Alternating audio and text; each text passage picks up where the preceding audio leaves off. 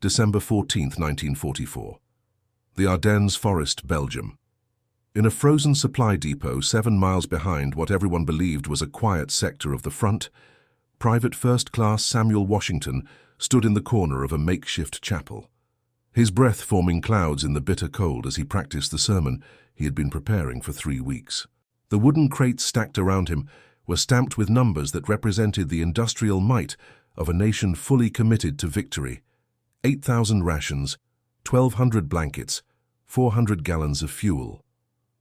What none of the 243 men in the supply battalion knew, including their commanding officers, was that in less than 18 hours, the largest German offensive in the Western Theater since 1940 would shatter the illusion of safety, and the words of a 23-year-old preacher from Tuscaloosa, Alabama, would become the only weapon that mattered. Before we dive into this story, make sure to subscribe to the channel and tell me in the comments where you're watching from. It really helps support the channel. This is the story of how a soldier ordered to stop preaching because of the color of his skin would speak words so powerful that 50 battle-hardened troops from the opposing side would lay down their arms not from fear, but from something far more profound. Samuel Washington had not wanted to be a supply clerk. When he enlisted in 1942, 2 months after his 20th birthday, he had imagined himself in combat, proving what he and millions like him already knew, that courage had no color. Instead, the United States Army in its infinite bureaucracy had assigned him to the 507th Quartermaster Battalion, a segregated unit responsible for moving supplies from rear depots to forward positions.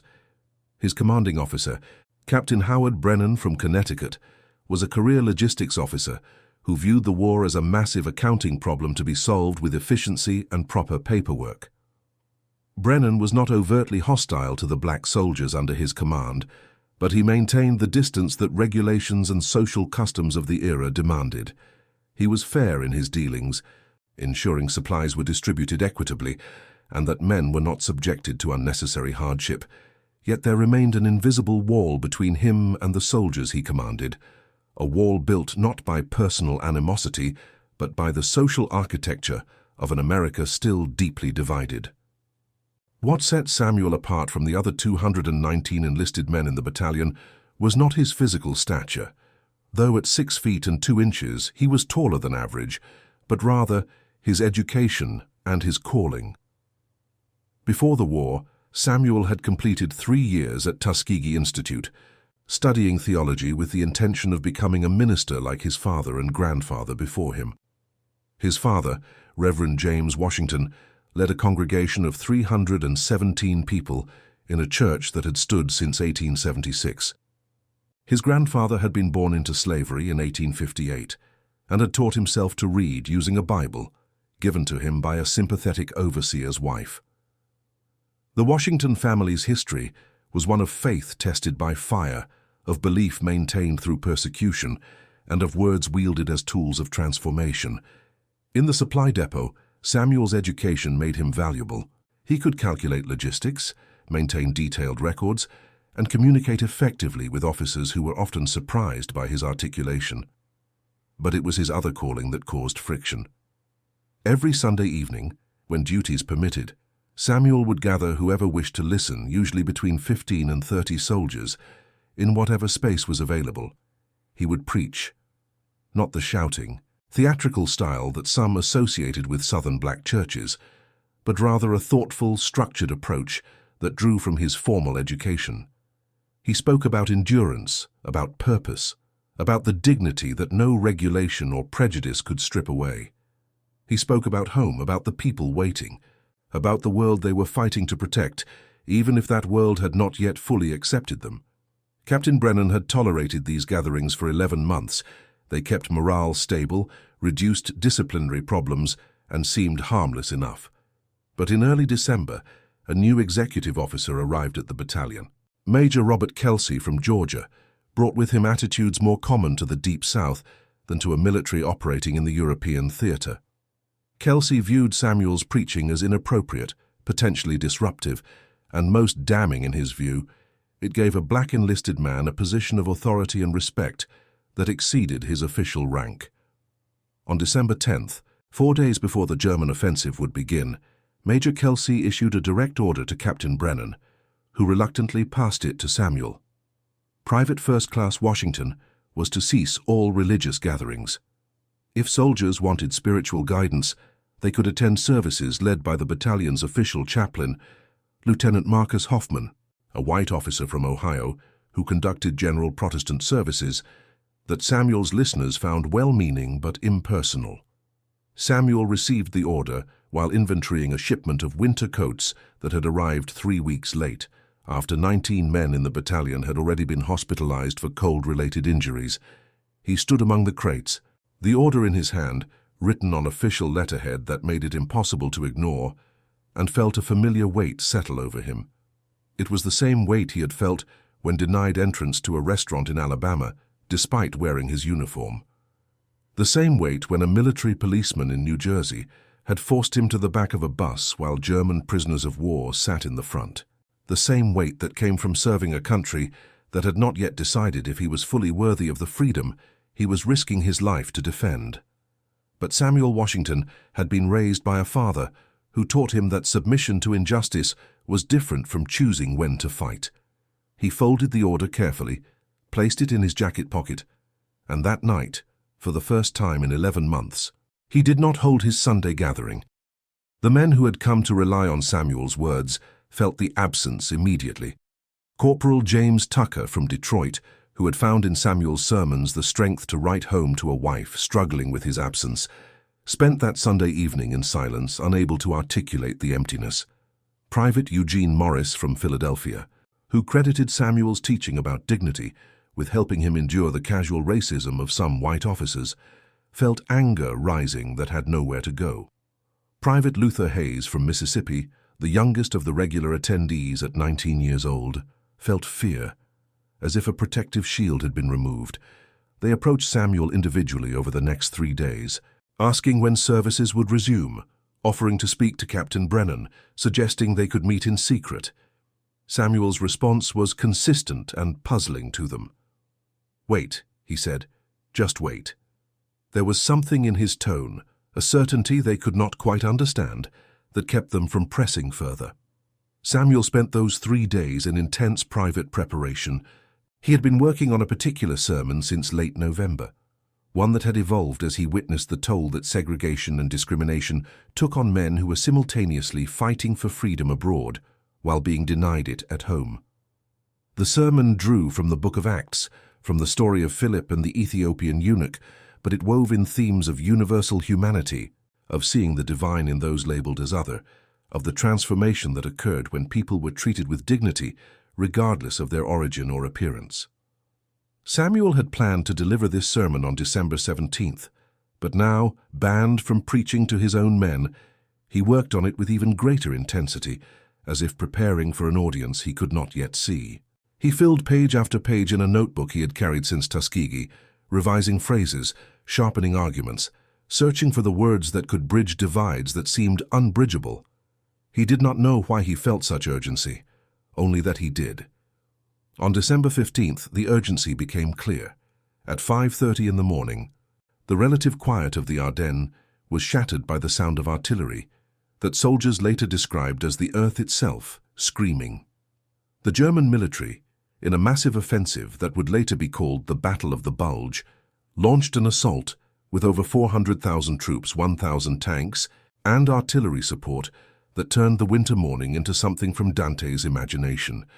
The goal was audacious: to split the Allied forces, capture the vital supply port of Antwerp, and potentially force a negotiated peace in the West. The reality for the men of the 507th Quartermaster Battalion was immediate chaos. They were not a combat unit.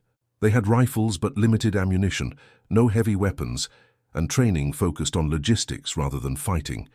Within 4 hours, forward positions were overrun, and by noon, the depot where Samuel had planned to preach his sermon was directly in the path of the German advance. Captain Brennan, to his credit, did not panic. He ordered the destruction of supply records that might be valuable to the enemy, the distribution of all available weapons to his men, and began organizing a retreat toward Bastogne, where he hoped to link up with more substantial defensive forces. But the roads were clogged with refugees, retreating units and destroyed vehicles. The battalion's trucks, 47 of them, could not move quickly enough.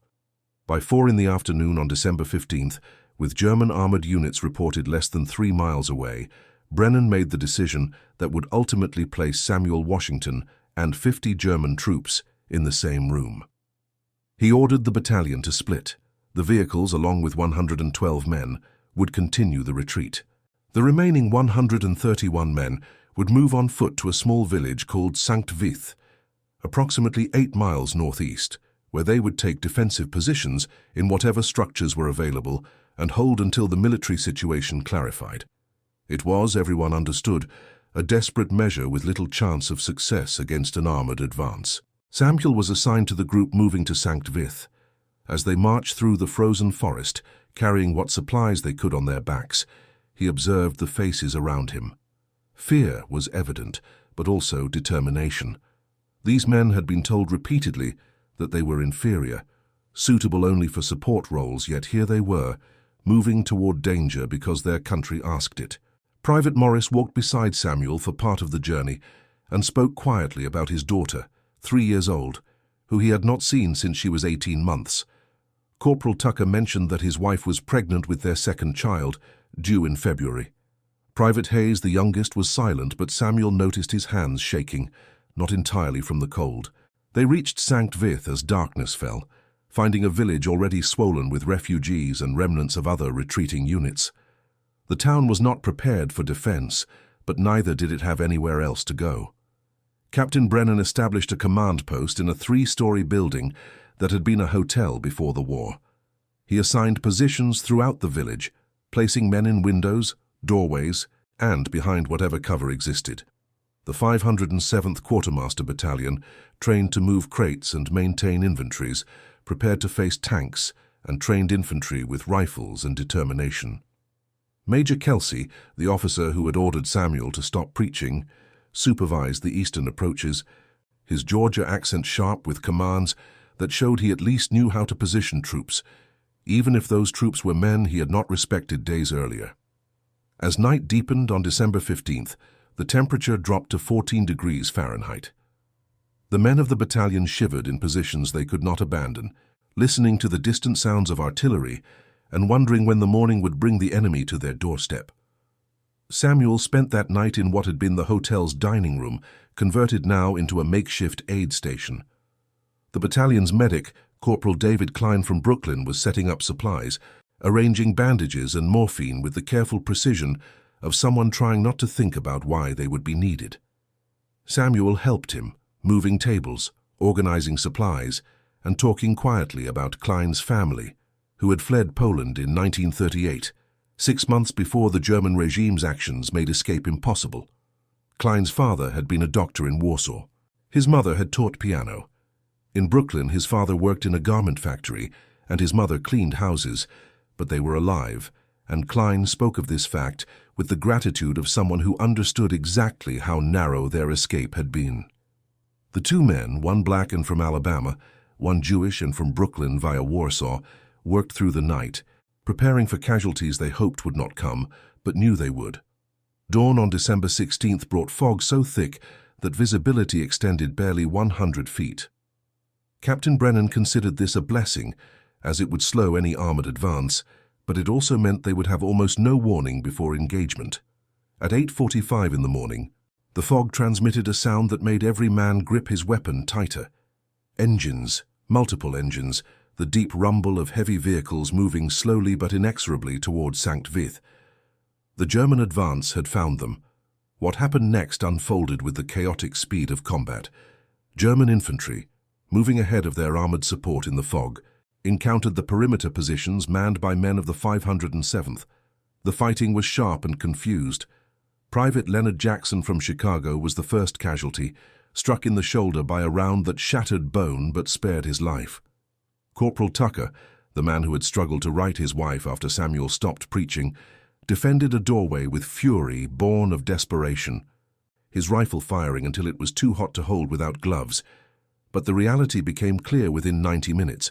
The battalion was outnumbered, outgunned, and outpositioned. German forces, Professionals with training and experience against men who had practiced logistics pushed steadily inward. By 11 in the morning, the outer defensive positions were compromised. By noon, Captain Brennan ordered a withdrawal to the central hotel building, consolidating what remained of his force. 47 men made it to the hotel. 84 others were scattered throughout the village, cut off in small groups, hiding, fighting, or attempting to escape. The situation in the hotel was grim. Ammunition was running low. Several men were wounded. The building could be held for hours, perhaps, but not indefinitely, and every person inside understood that when the ammunition ran out, they would face a choice between surrender and annihilation. It was during this darkest moment, as Captain Brennan consulted maps that were increasingly irrelevant, and Major Kelsey shouted orders to men too exhausted to fully respond, that Samuel Washington made a decision that would have seemed incomprehensible to anyone not familiar with the absolute conviction of faith. He approached Captain Brennan directly, interrupting a discussion about rationing the remaining ammunition. "Sir," Samuel said, his voice calm despite the sounds of conflict outside, "I request permission to go out there." Brennan stared at him as if he had spoken in a foreign language. "Out where, Private?" "Out there, sir," Samuel gestured toward the door, toward the German forces. "I want to talk to them." The silence that followed was broken by Major Kelsey's harsh laugh. "The soldier wants to preach to the enemy," he said, his tone dripping with contempt. "This is what happens when you let them get ideas above their station." But Captain Brennan did not laugh. He looked at Samuel with the expression of a man who had run out of conventional options and was now weighing impossible ones. "Explain," he said simply. Samuel took a breath and began to speak with the same measured clarity he had used in his sermons. "Sir, we both know our position is not sustainable. When the ammunition is gone, we either surrender or we are overrun. Either way, men die or become prisoners. But there is a third option, one that no tactical manual covers. I go out there with a white cloth and I talk to them. Not about surrender, about why we are all here, about what we are all fighting for, about the humanity we share even across the lines of this conflict." Kelsey interrupted with an oath, calling the idea insane, suicidal, and insubordinate. But Brennan held up his hand for silence. "Private Washington," he said slowly, "you are asking permission to walk out into an active combat zone unarmed, to preach a sermon to enemy troops who have every reason to simply eliminate you." "Yes, sir," Samuel replied. "That is exactly what I'm asking." The hotel's dining room, where Samuel and Klein had prepared the aid station, now held wounded men and a command staff facing the reality of defeat. Outside, the sounds of gunfire had decreased, not because the fighting had stopped, but because the surrounded men in the hotel were conserving ammunition, firing only at certain targets. Brennan looked around the room, at Corporal Tucker, whose face was blackened with powder residue, at Private Hayes, who was holding a rifle despite having no formal combat training, at the wounded men, including Private Jackson, whose shoulder had been bandaged by Klein, but who would need real medical attention soon. Then Brennan looked back at Samuel and saw something that made him reconsider every assumption he had made about capability and courage based on the color of a man's skin. He saw absolute certainty, not recklessness or bravado, but the calm assurance of someone who knew precisely what he was meant to do. Against every military protocol, against the vociferous objections of Major Kelsey, and against his own considerable doubts, Captain Howard Brennan gave permission. "You have 30 minutes, he told Samuel.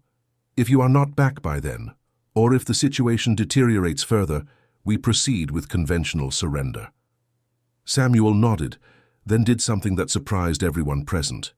He asked Corporal Klein for paper and a pen, and he sat down in the middle of the chaos to write.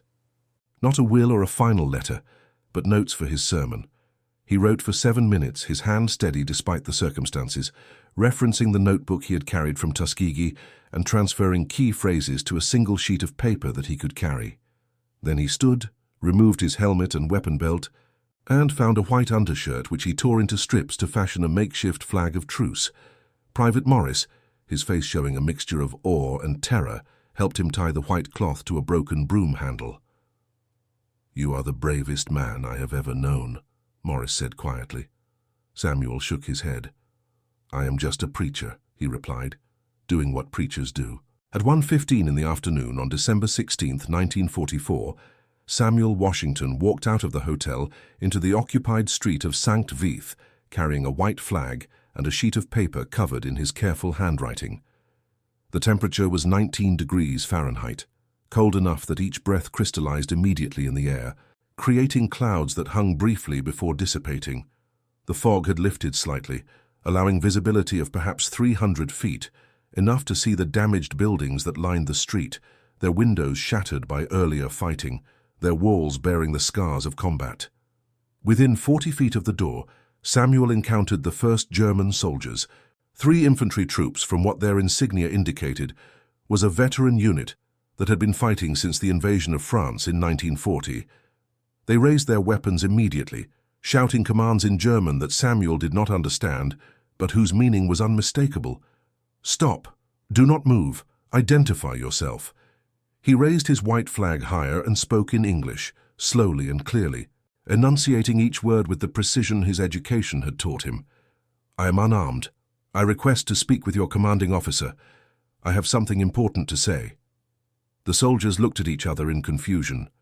A black American soldier, alone, walking toward them with a flag of truce and a request to talk.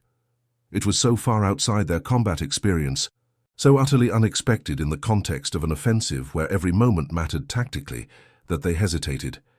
And in that hesitation, Samuel took 3 more steps forward, still speaking, his voice steady and respectful, conveying through tone what his words alone might not communicate across the language barrier. One of the soldiers ran back toward their position, while the other 2 kept Samuel covered with their rifles. He stood still, the white flag moving slightly in the cold wind that swept down the street, carrying with it the smell of smoke from burning buildings elsewhere in the village, and waited. From inside the hotel, Captain Brennan watched through a broken window, his hand gripping the frame so tightly his knuckles were white, wondering if he had just sent a soldier to his death for the sake of an impossible hope, a hope that seemed increasingly foolish as the minutes stretched. After 7 minutes that felt considerably longer, a German officer appeared, accompanied by 4 soldiers who moved with the coordinated efficiency of men who had trained and fought together for years. The officer was Hauptmann Friedrich Weber, 31 years old, from Munich, a career military man who had fought in Poland, France, and Russia before being assigned to this offensive in the West. Weber had been a promising student of philosophy before the war, someone who had questioned the direction his country was taking, even as he felt obligated to serve it. He had seen terrible things on the Eastern Front, actions that haunted him, that made him question the cause he was fighting for, even as military discipline and survival instinct kept him moving forward.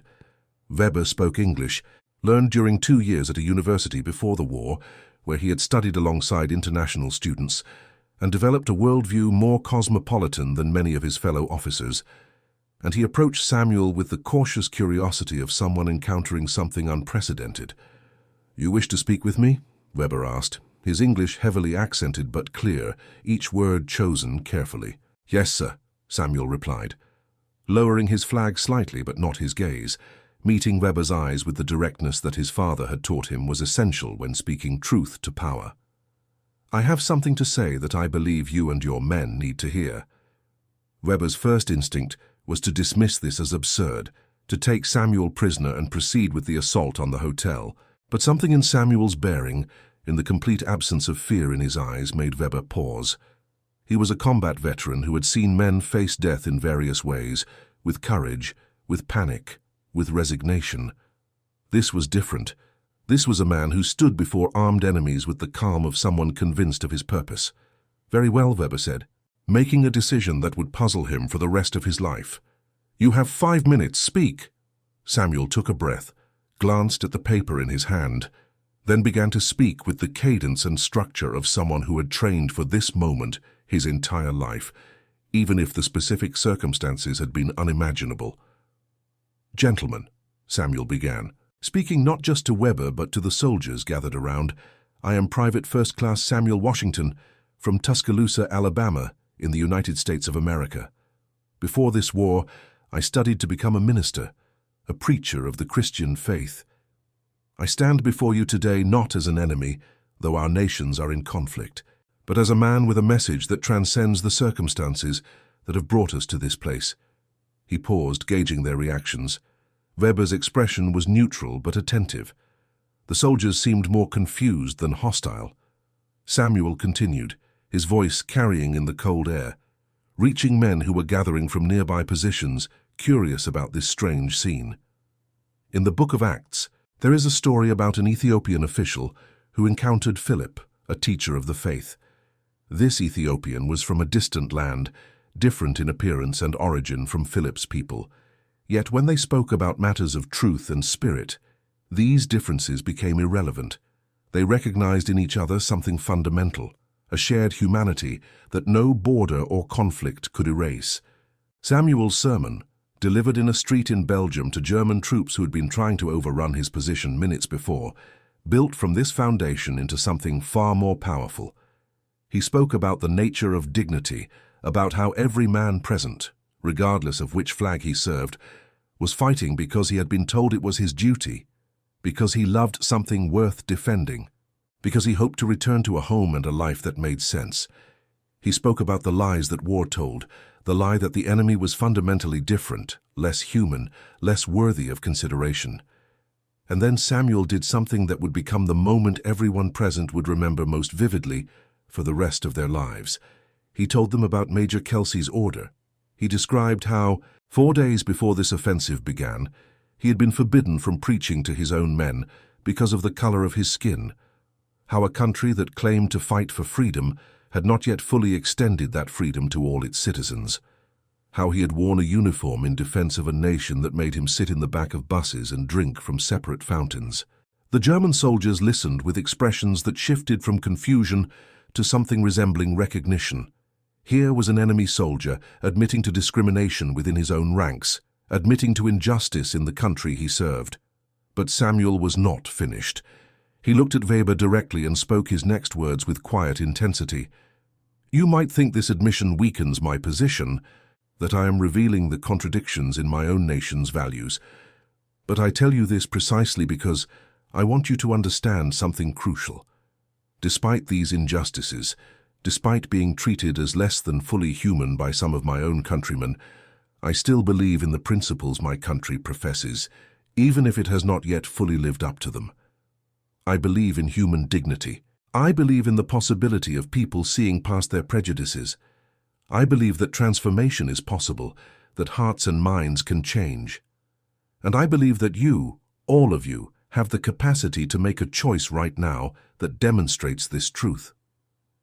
Weber listened with an expression that had moved from curiosity to something more complex. He had spent 5 years fighting, first in the stunning victories of Poland and France, then in the grinding horror of the Eastern Front, where he had witnessed actions that haunted his sleep. He had been raised in a system that told him certain people were inherently superior, that conquest was justified by the destiny of the strong.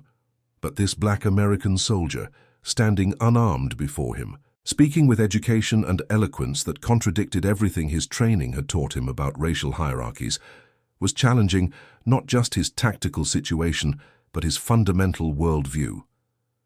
"How many men do you have in that building?" Weber asked, his tone neutral. Samuel did not hesitate. 47, sir, including wounded. How much ammunition?" "Enough to resist for perhaps an hour," Samuel replied honestly. "Then you are in no position to negotiate," Weber said. "Yet you come out here anyway." Samuel nodded slowly. "Sir, I am not negotiating. I am preaching. There is a difference. Negotiation is about leverage, about forcing terms because you have power. Preaching is about truth, about sharing something you believe whether or not anyone is compelled to listen. I have no power over you. I cannot make you do anything. But I can tell you the truth, and the truth is this. Every man in that building behind me is someone's son. Several are fathers. One is writing poetry in his spare time that his wife back home plans to try to publish. Another learned carpentry from his grandfather and dreams of building houses when this is over. They have stories, hopes, plans for futures they may never see. And I know with absolute certainty that the same is true of your men. They have families waiting. They have lives they want to return to. They are not the monsters their enemies call them, and my men are not the monsters their enemies call them. We are humans who have been placed in opposition by forces far beyond our control. The silence that followed was broken by one of the German soldiers, speaking in his native language, asking Weber a question Samuel could not understand. Weber responded briefly, then turned back to Samuel. My soldier asks why a black man would fight for a country that treats him as you describe. It is a fair question. Samuel took a breath, feeling the cold air in his lungs, aware that men from the hotel were watching, that his next words might determine whether anyone survived the day. I fight, he said slowly, because I believe in the possibility of that country becoming what it claims to be. I fight because my children, when I have them, deserve to inherit a world where their dignity is assumed, not debated. I fight because remaining silent in the face of evil, even when the country opposing that evil has not yet addressed its own injustices, is not an option my conscience allows. And I fight because I believe that every action, even small ones, can move the world slightly closer to justice.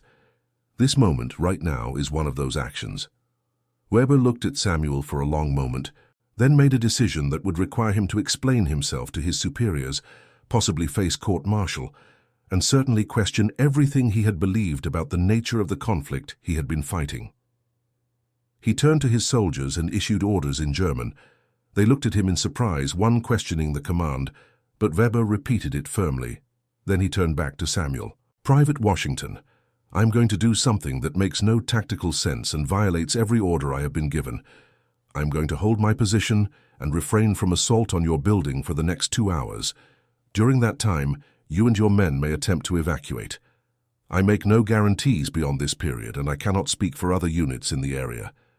But you will have 2 hours. Samuel felt something catch in his throat. Sir, why? Weber's face was unreadable. Because you are correct. My men are not monsters. Neither are yours. And perhaps for once, we can act on that truth rather than ignore it. But Samuel was not finished. He had come out here for a purpose larger than negotiating a temporary ceasefire. Sir, he said, his voice carrying a new intensity, I thank you for this mercy. But I'm going to ask you for something more. I want to continue preaching, not just to you, but to all your men within hearing. I want to speak to them about what I have been teaching my own men for the past year, about dignity, about seeing past the labels we place on each other, about the transformation that happens when we treat supposed enemies as human beings. Weber stared at him. You want to preach to my troops? To soldiers from the forces you are fighting against? Yes, sir, Samuel replied. Because if my words can change one heart, can make one man question the hatred he has been taught, then something good will come from this terrible day. And if they can change more, if they can plant seeds that grow after this conflict ends, then perhaps fewer mothers will weep in the next generation. What happened next was unprecedented in the military history of the Western Front. Hauptmann Weber, a career officer in the German military, ordered his men to gather in the street, approximately 60 troops within immediate hearing distance. He told Samuel to speak, and he positioned himself where he could hear every word. Samuel Washington, 23 years old, from Tuscaloosa, Alabama, former theology student at Tuskegee Institute and current supply clerk in a segregated battalion, stood in the center of a group of enemy soldiers and preached the sermon he had been preparing for weeks. He spoke about the Ethiopian eunuch from Acts, about crossing boundaries that seemed uncrossable. He spoke about his grandfather, born into slavery, who had nevertheless maintained faith that humanity could evolve beyond cruelty. He spoke about seeing the image of the divine in every face, even those marked as enemies. He spoke about the homes these soldiers dreamed of, about the Germany they wanted to return to, about the possibility of building something better than the system that had brought them here. Samuel preached for 37 minutes. His voice, trained by years of practice in his father's church, carried clearly despite the cold and the circumstances. He quoted scripture in English, and when he sensed the language barrier was too great, he shifted to universal concepts, speaking of family, of love, of the simple human desire to live without fear. He told stories about his own men, about Private Morris and his 3-year-old daughter, about Corporal Tucker and his pregnant wife, about Private Hayes, who was 19 years old and terrified. And then Samuel did something that would become the most talked about moment of the entire encounter. He asked Weber if any of the German soldiers wanted to share their own stories. After a moment of awkward silence, one soldier, a young man no older than 20, stepped forward and spoke in halting English about his mother, who ran a bakery in Frankfurt, and how he missed the smell of fresh bread more than anything else in the world. Another soldier, this one older, perhaps 35, spoke about his children, 2 daughters aged 7 and 5, and how his wife sent letters describing their school performances and small triumphs. A third soldier, through Weber's translation, described his brother, who had been a teacher before the conflict and had opposed the aggressive policies of the German regime, speaking carefully but clearly, and who had disappeared one night in 1938.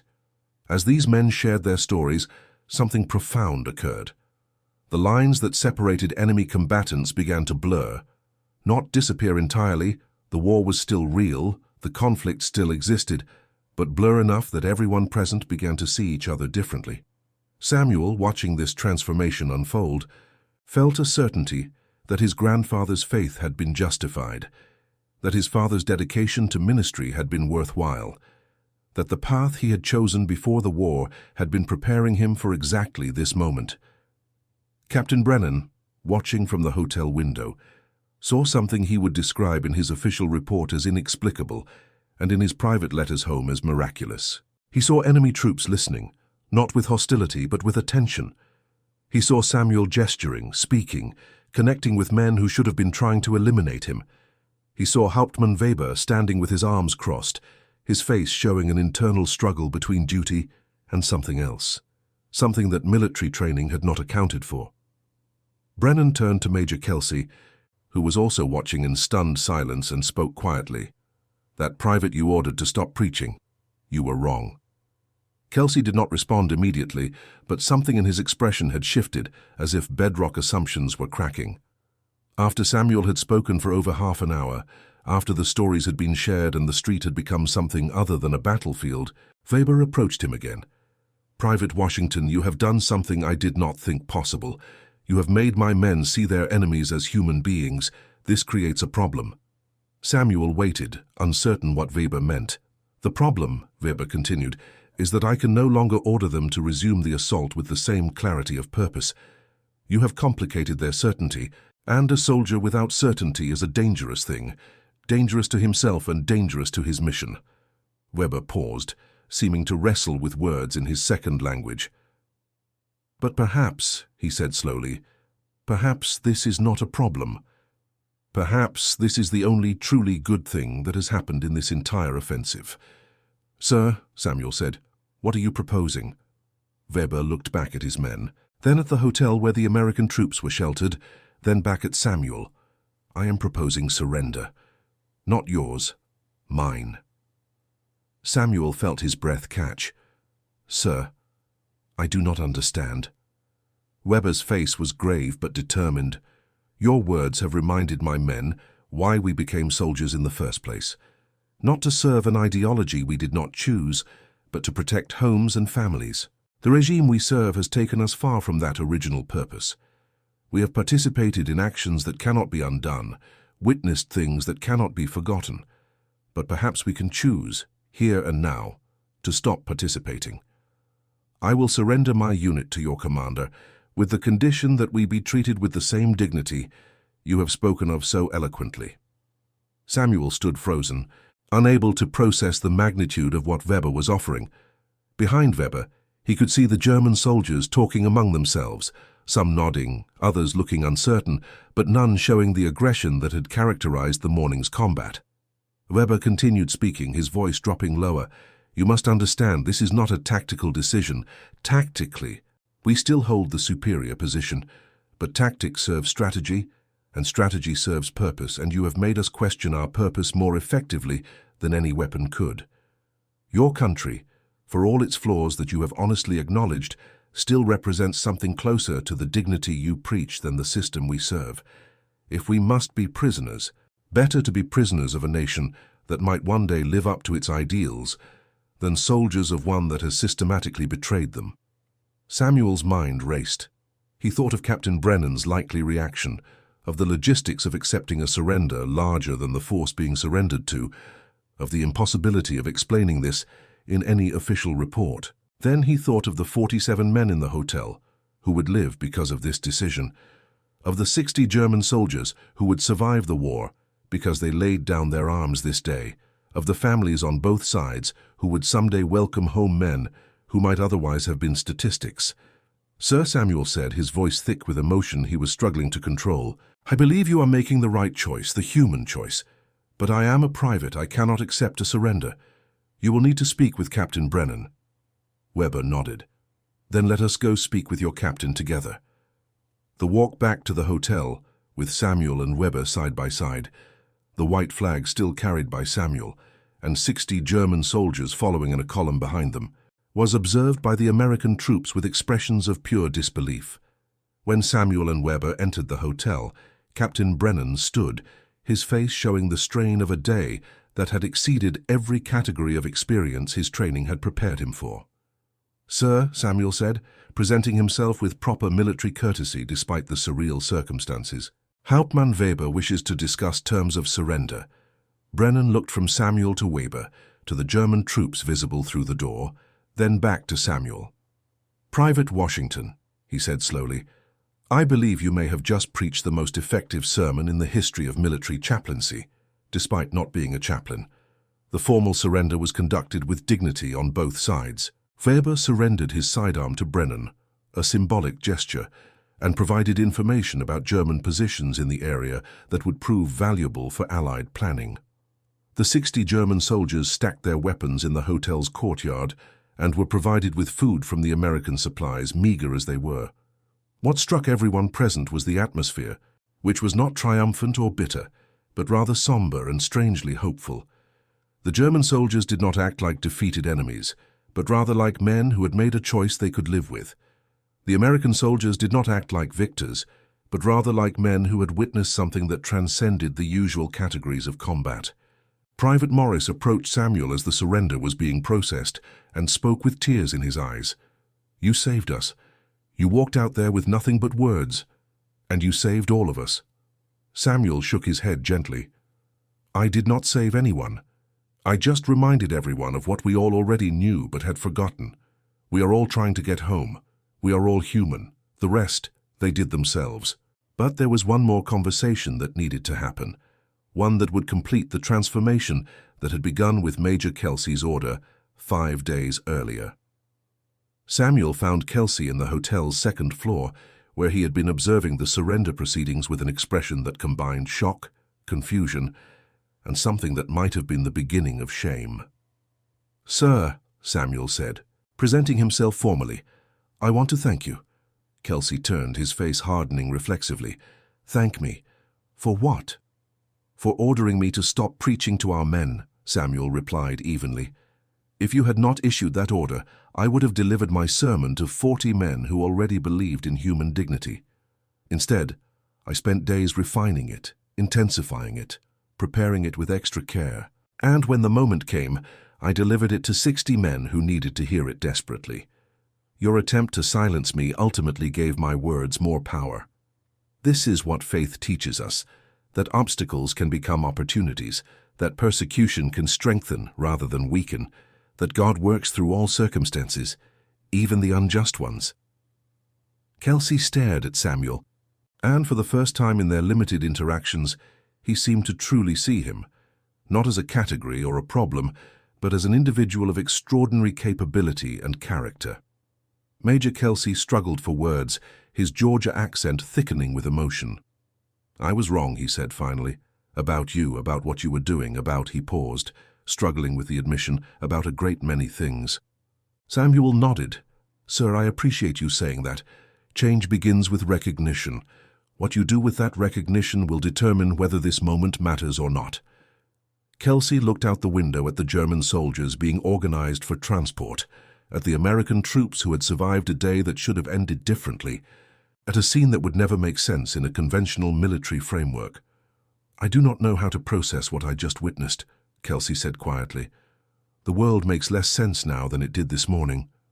Samuel allowed himself a slight smile. "Sir, I believe the world makes more sense now than it did this morning. This morning we were enemies, separated by lines drawn on maps. Now we are humans who have recognized each other across those lines. That is not less sense. That is the only sense that ultimately matters. The aftermath of what became known unofficially as the surrender of Sankt Vith was complex and in many ways deliberately obscured by official military channels. Captain Brennan's after-action report described the German surrender, but attributed it to deteriorating tactical situation and effective psychological pressure, making no mention of Private Washington's sermon. This was not an attempt to deny Samuel credit, but rather a practical recognition that the truth was too strange for official records, too likely to be dismissed or misunderstood. However, Brennan submitted a separate recommendation for Samuel, proposing advancement to sergeant and eventual assignment to chaplain corps. The recommendation was processed through channels and, remarkably, approved 6 months later. Samuel Washington would spend the remainder of the war and an additional 3 years of service as a chaplain, eventually leaving the military in 1948 with the rank of captain, one of the first black chaplains to achieve that rank. The 60 German soldiers who surrendered were processed through the standard prisoner of war system, eventually spending the remainder of the conflict in camps in the United States, ironically many of them in the South, where they experienced treatment that contrasted sharply with how black American soldiers were often treated in those same regions. Several of them, in letters and interviews conducted years later, described the day in Sankt Vith as the moment they stopped believing in the ideology they had been serving and began thinking of themselves as individuals with moral agency who could make choices based on conscience rather than simply following orders. They spoke of how Samuel's words had created a crack in their certainty, how his willingness to acknowledge his own country's flaws while still believing in its potential had given them permission to question their own allegiances. Hauptmann Friedrich Weber spent 2 years in a prisoner of war camp in Mississippi, where he was treated as Samuel had promised, with dignity that surprised him and made him reflect deeply on the moral architecture of different societies. He worked in the camp library, taught English to other prisoners, and spent countless hours in thought and conversation about the choices that had led him to that frozen street in Belgium. After the war, he returned to Munich and became a teacher, specializing in ethics and philosophy, subjects he approached with the intensity of someone who had learned their importance through bitter experience. In 1963, 18 years after the surrender, Weber traveled to Alabama specifically to find Samuel Washington, a journey that required significant effort and expense, but which he considered essential. The meeting was documented by local newspapers, which reported on the former enemies embracing as friends, though the full story of their original encounter was still not widely known outside military circles. Samuel Washington returned to Tuscaloosa after his military service and completed his theological education. He became the pastor of his father's church in 1949, serving a congregation that grew from 317 to over 1,000 members by 1965. His sermons, many of which drew explicitly from his war experiences, became known throughout the region for their emphasis on universal humanity and the possibility of transformation. During the civil rights movement, Samuel's church became a meeting place and organizing center, and he marched in Selma in 1965, alongside men he had served with during the war, including, remarkably, James Morris and Eugene Tucker, both of whom had maintained close friendships with Samuel after the war. When asked by reporters what motivated him to face violence from segregationists, Samuel replied with the same certainty he had shown in Sankt Vith. "I have stood before armed enemies and seen them transformed by words of truth. I will not be intimidated by people who fear change." The full story of the sermon that led to 50 Germans surrendering, the number ultimately recorded, was 53 when 3 additional soldiers from a nearby position heard about the surrender and chose to join their comrades, did not become widely known until 1978. A military historian researching the Battle of the Bulge discovered references to the incident in both American and German archives and tracked down survivors to document their accounts. The resulting article, published in a military history journal, brought Samuel Washington's story to a broader audience. He was interviewed by several newspapers and one television program, where he spoke with characteristic humility about the event. "I did what I was trained to do," he said. "I preached." The extraordinary circumstances did not change the fundamental task, which was to help people see truth clearly. The only difference was that this time, the congregation included men who had been shooting at us hours earlier.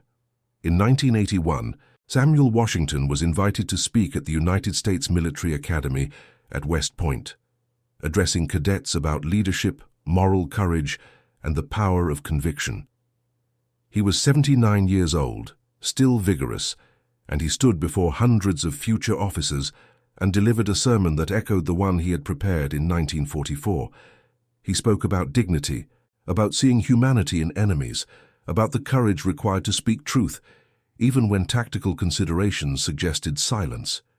He told the cadets about his grandfather, about slavery and faith, about his father's church and his own calling.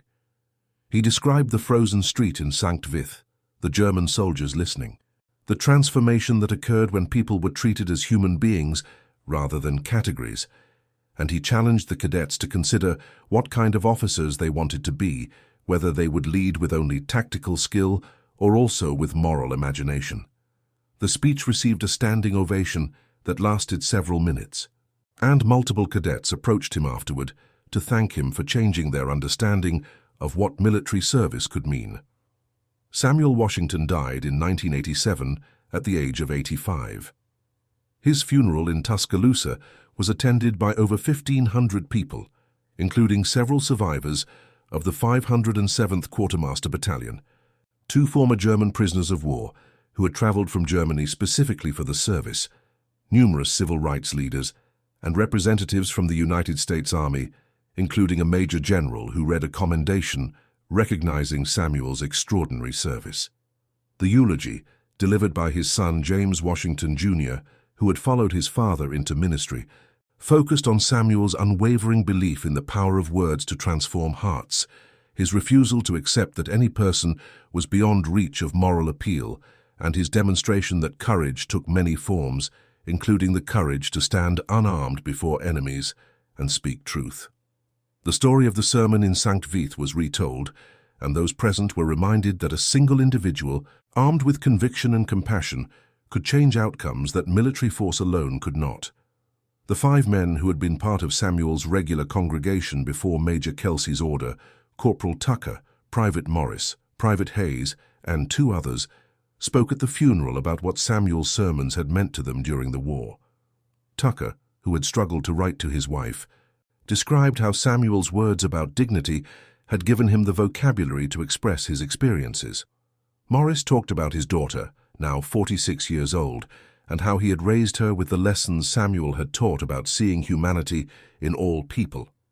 Hayes, the youngest of the group during the war, spoke about how Samuel's example had inspired him to become a teacher after military service, spending 40 years educating children in Philadelphia about history, dignity, and the possibility of change. Each of these men credited Samuel Washington with not just saving their lives in Sankt Vith, though he had done that, but with giving them a framework for understanding their experiences and their worth that had sustained them through decades of life in a country still struggling with racial justice. The legacy of Private First Class. Samuel Washington's sermon extends beyond the immediate participants and into the broader understanding of what moral courage looks like in military context. His story has been taught at chaplain training courses, included in leadership curricula, and referenced in discussions about the role of faith in combat. But perhaps the most significant legacy is the one that cannot be quantified, the unknown number of individuals who heard the story second-hand or third-hand and internalized its central message, that our shared humanity transcends the divisions we construct, that words spoken with conviction can accomplish what weapons cannot, that seeing enemies as human beings is not weakness, but the highest form of strength. In a conflict that claimed over 60 million lives, in which industrial-scale violence became normalized and ideological hatred was systematically cultivated, one young man from Alabama demonstrated that another path was possible, that even in the midst of war, transformation was achievable through the simple act of recognizing the divine image in every face. The notebook that Samuel carried from Tuskegee, the one in which he had refined his sermon during those 3 days after being ordered to stop preaching, is now housed in the Smithsonian Institution's National Museum of African American History and Culture. The pages containing his notes for the Sankt Vith sermon are preserved behind glass, the careful handwriting still legible, the theological arguments and scriptural references visible to visitors who often stand for long minutes reading his words and imagining the frozen street where they were delivered. Next to the notebook is a photograph taken in 1979 showing Samuel Washington and Friedrich Weber standing together in Tuscaloosa, two elderly men whose lives had been connected by one extraordinary day. Weber's face in the photograph shows a peace that those who knew him said had replaced the haunted look he carried for years after the war. Samuel's face shows the quiet satisfaction of someone who had lived according to his principles and seen the fruit of that commitment. In the end, the story of Private First Class Samuel Washington is not primarily about combat or strategy or even about World War II, though all those elements are present. It is about the power of conviction, about what happens when someone refuses to be silenced, about the transformation that occurs when people are treated with dignity, regardless of circumstances. It is about a young black man from Alabama who was told he could not preach to his own men, but ended up delivering a sermon that changed the hearts of enemy soldiers. It is about choosing the hardest path because it is the right path, about walking unarmed into danger because truth is worth the risk, about believing so completely in human dignity that even armed enemies become potential listeners. And it is about the ripple effects of moral courage, how one action on one day can influence countless lives across decades, how refusing to accept limitations imposed by prejudice can shatter assumptions and create possibilities that seemed impossible. Samuel Washington, ordered to stop preaching because of his skin color, preached the sermon that saved 97 lives and planted seeds of transformation that grew far beyond what anyone present that day could have imagined. And that concludes our story. If you made it this far, please share your thoughts in the comments. What part of this historical account surprised you most? Don't forget to subscribe for more untold stories from World War II, and check out the video on screen for another incredible tale from history. Until next time.